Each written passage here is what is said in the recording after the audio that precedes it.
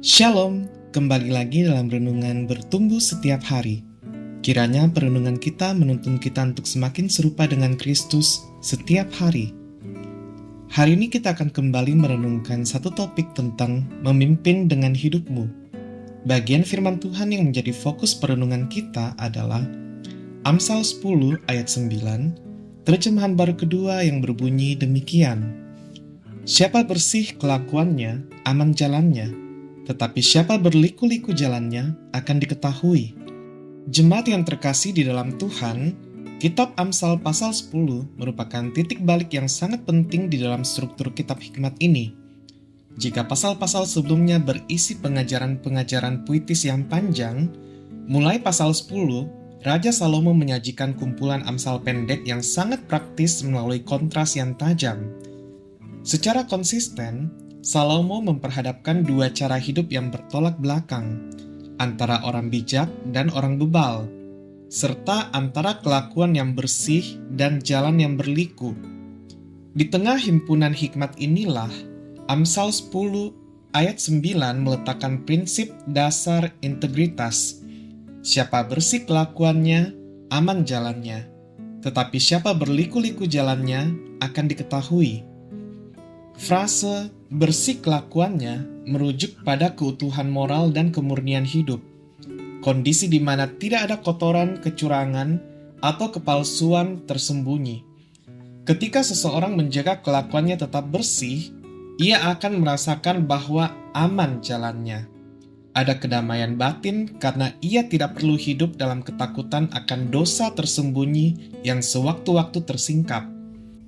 Sebaliknya, orang yang memilih jalan berliku-liku sedang menambang kegelisahan bagi dirinya sendiri. Sebab di dalam hukum hikmat Allah, kepalsuan selalu memiliki tanggal kadaluarsa. Jalan yang bengkok pada akhirnya pasti akan tersingkap. Cermin nyata dari firman ini terlihat dalam sejarah Raja Daud. Ketika Daud jatuh dalam dosa bersama Batsheba dan berusaha menutupi kebohongannya, kelakuannya tidak lagi bersih dan ia kehilangan seluruh keamanan jalannya. Dalam Mazmur 32 ayat yang ketiga dan keempat, Daud mengaku betapa jiwanya tersiksa dan batinnya tertekan oleh karena rasa bersalah. Namun di balik rasa tidak tenang itu, tersimpan rahmat Allah. Kegelisahan batin yang dialami Daud, ditambah teguran keras Nabi Nathan, akhirnya meruntuhkan panggung kepalsuannya dan membawanya pada pertobatan. Namun jika kita jujur pada diri sendiri, siapakah di antara kita yang kelakuannya benar-benar bersih 100% di hadapan Allah? Kita semua pernah tersandung dan mengambil jalan yang berliku-liku. Disinilah kita melihat betapa indahnya berita Injil.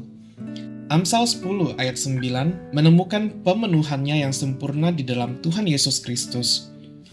Yesus adalah satu-satunya pribadi yang berjalan di bumi ini dengan kelakuan yang benar-benar bersih, murni, dan tanpa noda dosa. Namun, di atas kayu salib, Kristus yang bersih itu rela menanggung seluruh keterbongkaran, malu, dan hukuman atas jalan-jalan hidup kita yang berliku-liku. Melalui pengorbanannya, kelakuan kita yang kotor disucikan dan kita dibenarkan di hadapan Bapa.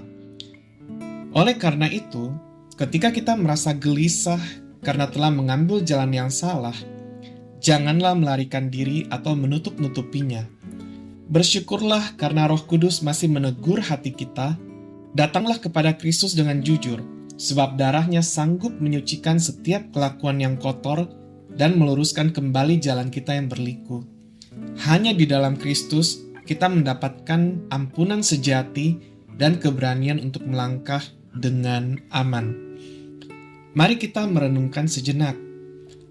Apakah ada area dalam hidup kita hari ini yang masih kita sembunyikan karena tidak bersih di mata Tuhan? Dan maukah kita membawa kecemasan itu kepada Kristus hari ini untuk disucikan agar kita dapat kembali menikmati jalan yang aman dan damai? Mari kita berdoa. Tuhan yang bertahta di dalam kerajaan surga, terima kasih hari ini Engkau sudah mau menegur kami melalui firman-Mu. Jangan pernah meninggalkan kami yang selalu berdosa ini, yang selalu memilih jalan kami sendiri. Kiranya kasih karunia-Mu selalu menyertai dan menyadarkan kami dalam menjalankan setiap tugas apapun di dunia ini. Ampuni kami, dalam nama Tuhan Yesus kami berdoa. Amin. Mari terus bertumbuh dalam kebenaran firman Tuhan. Sampai jumpa lagi dalam renungan kita esok hari. Tuhan Yesus memberkati.